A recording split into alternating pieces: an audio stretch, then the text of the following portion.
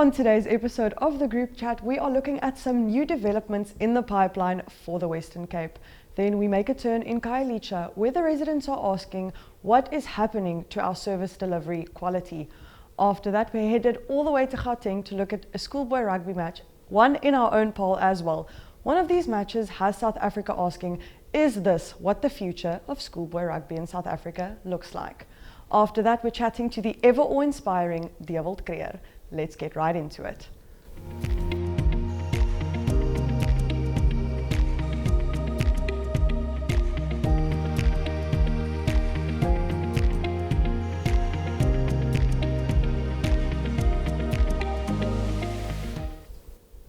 Good morning, everyone, and welcome back to the group chat. I'm your host, Annemarie de Tooy.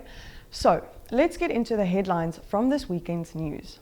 If there's one thing the Western Cape is never short of, it's development.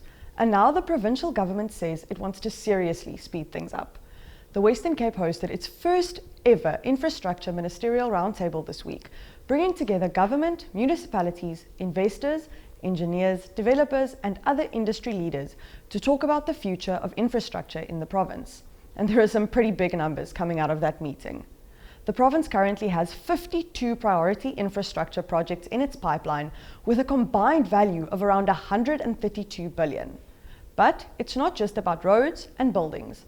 7 strategically located pieces of land have also been identified for housing developments that could create more than 10,000 housing opportunities across Cape Town. 3 of those projects are already in the procurement stage, meaning they could be moving towards market within the next few months. And here's where things get a little more interesting. The Western Cape has also launched a new infrastructure virtual platform, which is designed to help government track projects, manage approvals, and make sure developments meet all the necessary requirements. And yes, there's even an AI assistant involved. It's called Eve, and it has been introduced as a virtual infrastructure assistant that can help with governance, project approvals, and navigating the various rules and regulations involved in getting projects off the ground. The province also announced new partnerships with organizations including Infrastructure South Africa, the Economic Development Council, and the University of Cape Town, with the aim of unlocking billions of rands worth of infrastructure projects. And some of the projects already being discussed include the following developments. At the V&A waterfront, the proposed Overberg Dam, the Cape Winelands Airport, and a public-private partnership for the new planned Tygerberg Central Hospital. So, what does all of this actually mean for the average person? Well, the province says the ultimate goal is to use infrastructure to create jobs, investment, improve access to housing and services, and make communities more resilient. And if these plans actually move from the conference room to construction, we could be looking at some pretty major changes across the Western Cape. The province says this won't just be a once-off conference either. Quarterly engagements are planned to keep government and infrastructure stakeholders working hard and working together. So now the big question is, how quickly will we actually start seeing these projects take shape? But before we go further, let's head to an ad break. Namibia is a land of movement, with waves that never stop reaching forward. Here, adventure is not something we search for. It is something we are born into. In every corner of this country, creativity rises, from artists, from athletes, from dreamers. And when the world comes to explore Namibia, they discover something extraordinary. Because when sport moves people, creativity moves ideas, and tourism moves the world toward us. Something powerful happens. A platform where movement meets imagination, where industries connect, where opportunity grows, where Namibia's next chapter begins. Welcome to the Creative Sport Tourism Expo. Exhibit, partner, experience. Creative Sport Tourism.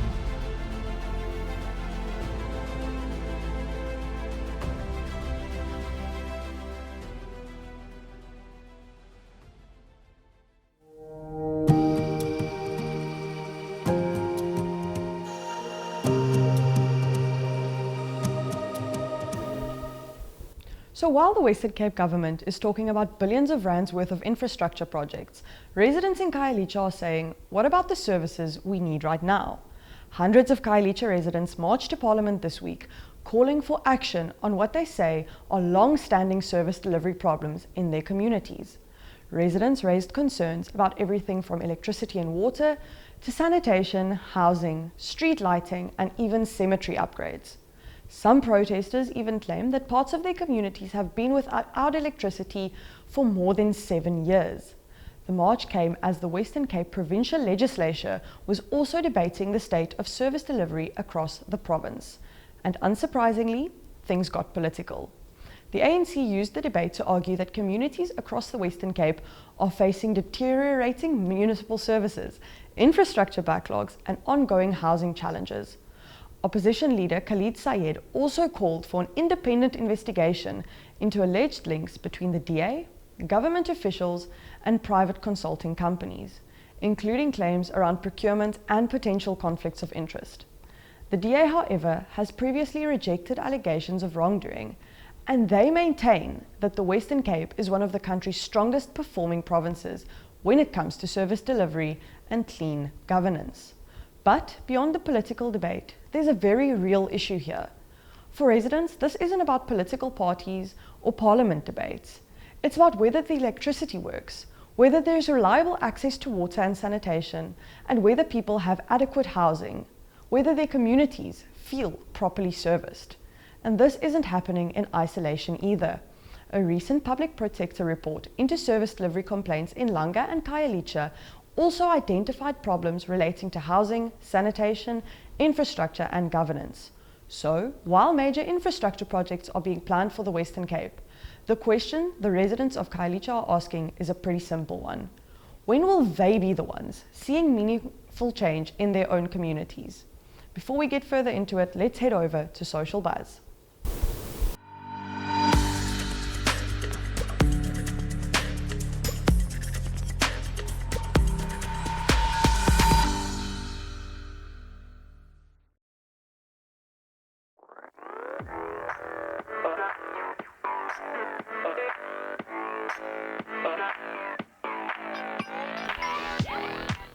For today's Social Buzz, the focus is our very own school rugby system in South Africa. So this next story has social media asking one very big question. What on earth happened at this rugby match? A Noordval Cup clash between Hoërskool Menlo Park and Hoërskool Dr. E.G. Jansen was abandoned over the weekend after a fight broke out during the first team match. And yes, there is video, so let's take a look.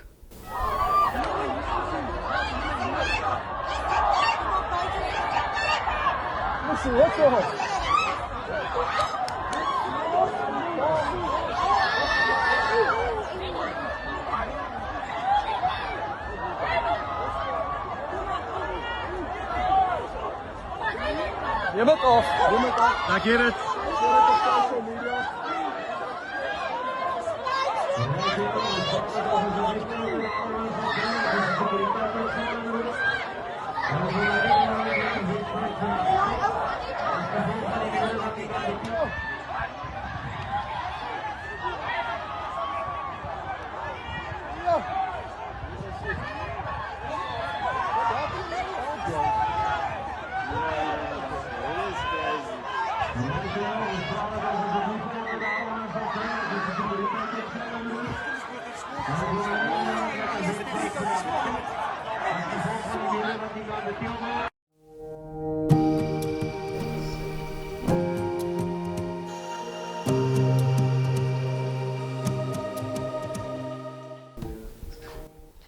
As you can see, things got seriously out of hand, with players and spectators getting involved in the altercation.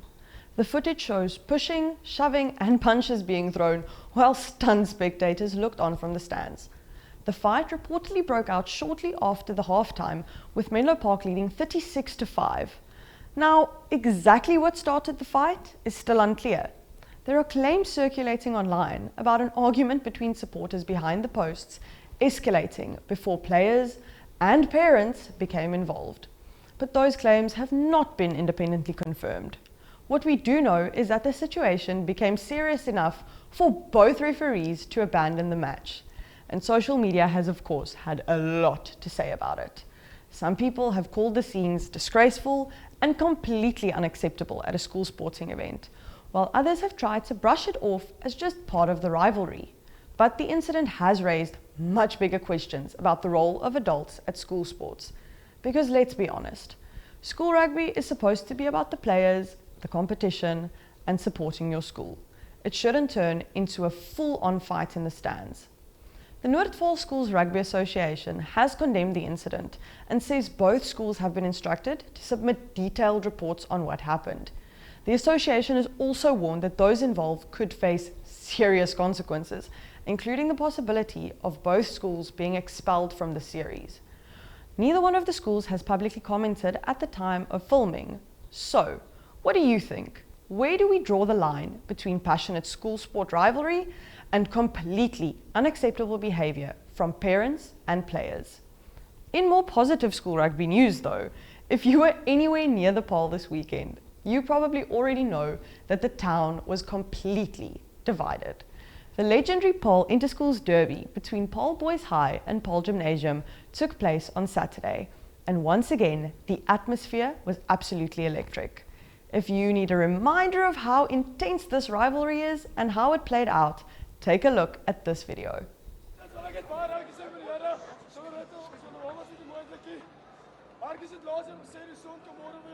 Paarl gaan geniet die soort vir die volgende jaar. Sê dit saam. 2026 die Paarl.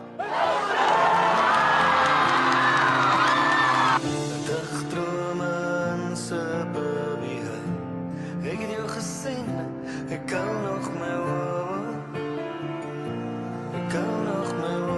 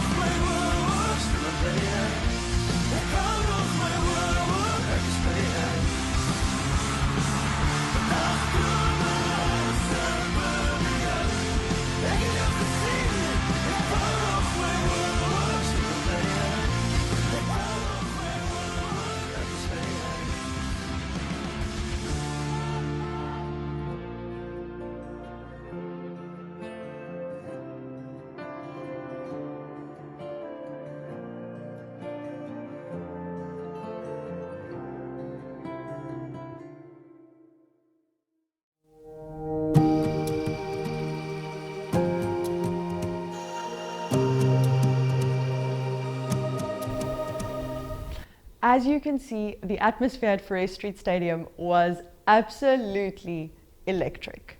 And I think we can all agree that it was a well-deserved win for Paarl Gimnasium, but now Paarl Boys High has something to prove. As the captain of Paarl Gimnasium mentioned in the video, at least for the next year, is die Paarl groen. Let's head over to Kaap Praat.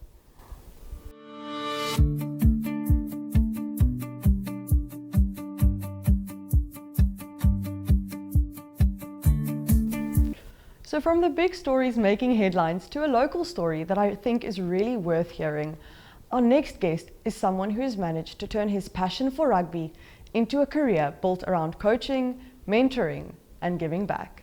Dewaldt Krüger is the owner and director of DK Cross Coaching and Clothing, a contracted rugby player at Villager FC, and the head of several junior rugby programs all across the Western Cape.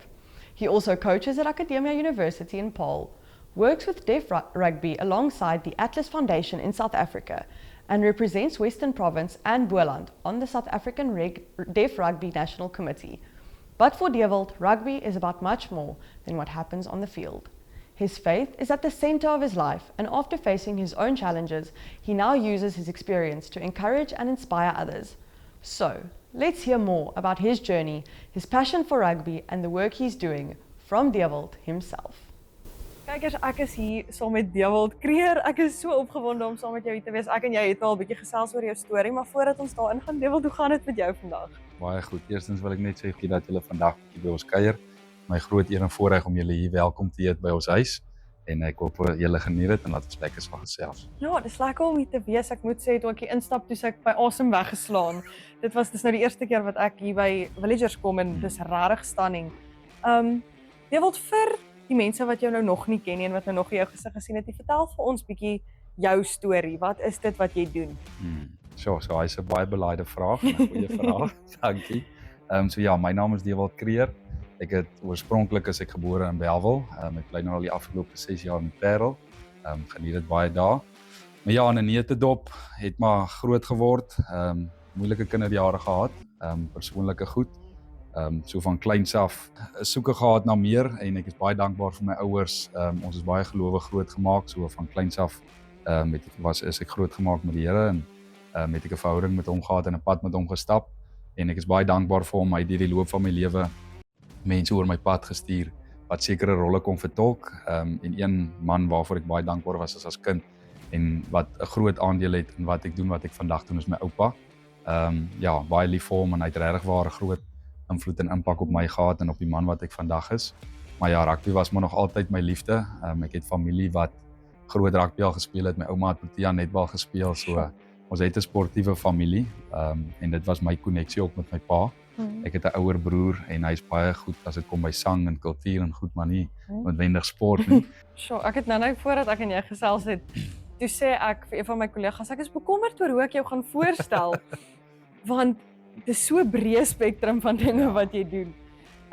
Ek wil by jou hoor, jy het nou 'n bietjie daarvan gepraat, maar jy het vir my gesê jy het nie rugby gespeel op skool nie. En ek wil nou weet hoe dit geloop dat jy opgeëindig het waar jy vandag is. Ek meen, as jy nie rugby gespeel het op skool nie, maar jy's nou so betrokke en ons sal nou 'n bietjie gesels oor jou werk met die dowe rugby in Suid-Afrika ook. Hoe het dit toe nou soos gebeur dat jy kon kom op die vlak waar jy is? Daar's 'n mooi Bybelvers wat sê dat mens mik, maar God beskik. En soos ek vroeër genoem het, van kleins af het ek maar altyd 'n liefde gehad vir sport en spesifiek rugby.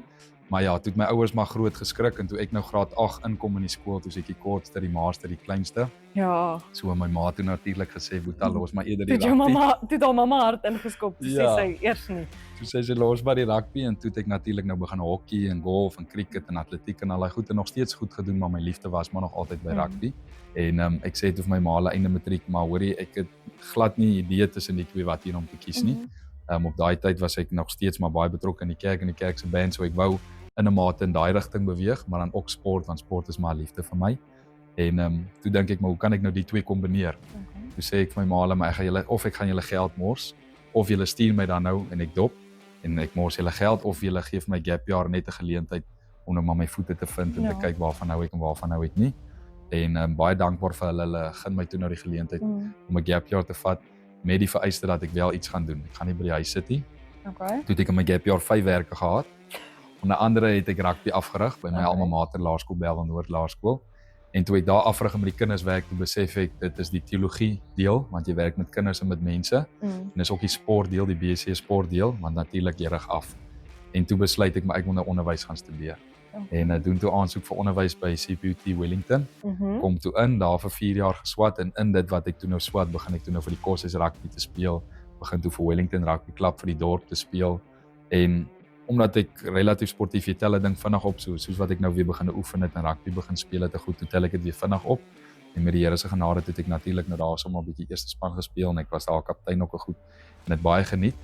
En toe was ek bevoorreg om in 2023 in die Boland Cavaliers elite squad te wees. Ons is groot Boland Cavaliers ondersteuners op hierdie program. Op hierdie program is ons groot ondersteuners van die Cavaliers. Ja, ek like self, ek is baie lief vir die Cavaliere.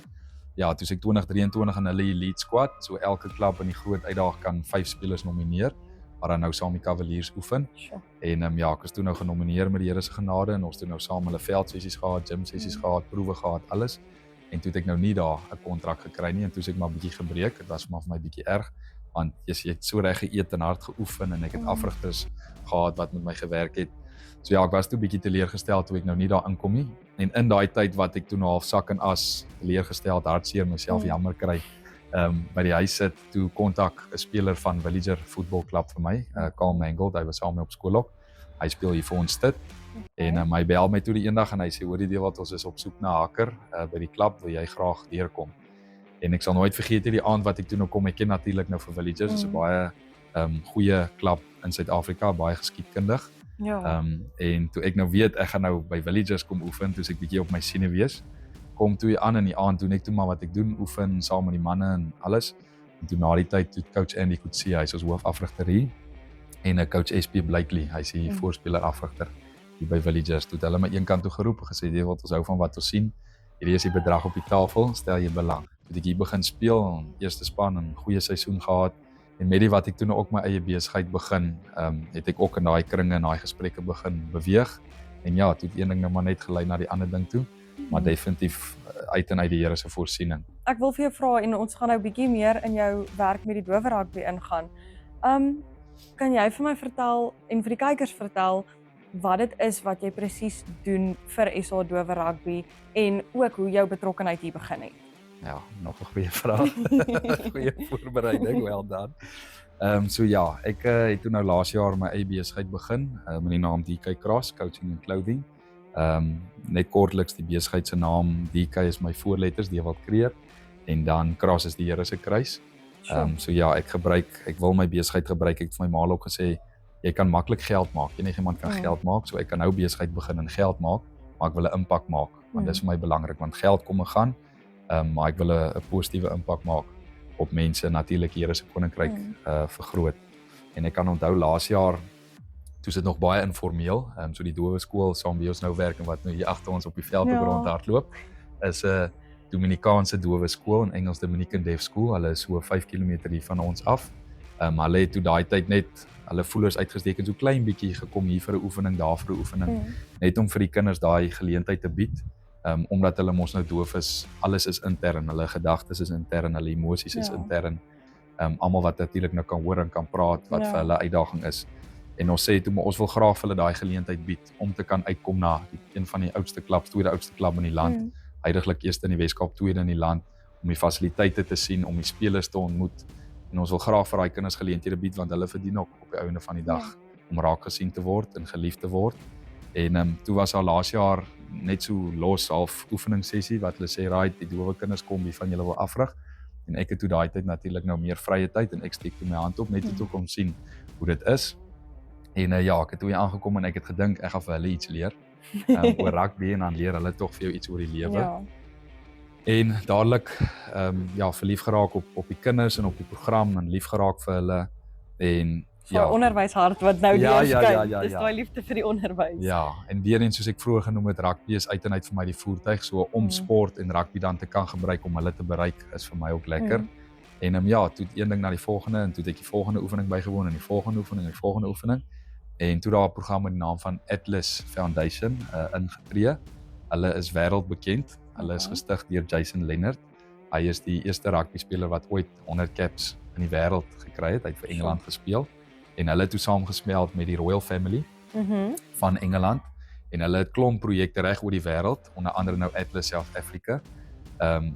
Tannie Sue, sy is die hoof van Atlas South Africa, en hulle het dan nou te doen met groot manne, soos groot name soos Bakkies Botha, John Smith, Skalk Burger, John de Villiers, al daai manne toe nou ingekoop by dit, en Percy Montgomery. So hulle is gereeld hier by ons, kom rig hulle saam ons af, gee natuurlik nou donasies vir die skool en vir die projek en vir Atlas. So ja, Atlas is ook 'n groot dryfkrag. Atlas betaal dan nou ook natuurlik vir ons. Dit is baie cool, want ek sê altyd die Royal Family betaal vir ons. Direct ties to the monarchy. Ja. Maar ja, so dis baie cool, en toe, soos ek sê, laas jaar was dit baie informeel, en toe hierdie jaar, toe raak het nou formele projek, as ek dit so kan noem. Ek het ook die trui wat jy nou einste aan het. My gunsteling. Ja, hy het vir my 'n klomp opsies gebring, en ek het hierdie een gekies. Ja, hy's 'n baie spesiale trui, is die eerste trui wat my besigheid ooit uitgebring het. Dit was laas jaar by Wineland Tents by Holland Landbou Skool. En dit was toe natuurlik vir die dowe span, ons het die dowe span ingeskryf wat dan nou teen horendes gespeel het. So dit was nogal cool, en ja, die storie agter die trui, dis nou emojis, en dit beteken nou in gebaretaal verskeie goed. Nou het vir my gewys nou. Ja. Love rugby, en dan play rugby. Dis lief rugby en speel rugby. Dit was toe nou hulle eerste trui, en vandat ek toe nou vir hulle geborg het, jy sal sien op jou linkerbors is die SA Dowe se amptelike embleem. En dan vandat ek toe nou vir hulle geborg het, toe ontmoet ek nou vir oom Roelof, vir tannie Lauren, hulle is nou die president en visiepresident van SA Dowe Rugby.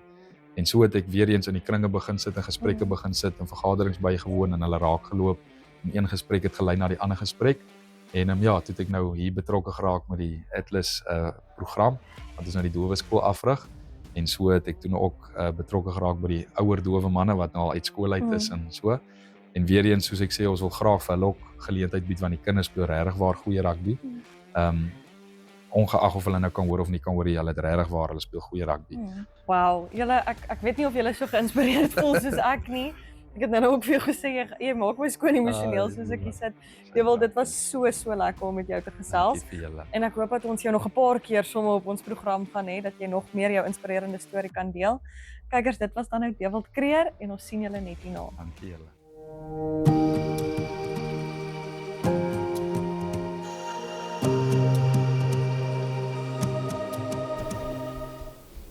Thank you for spending your Monday morning with me. And remember, if it's happening in the Western Cape, we're talking about it. See you tomorrow.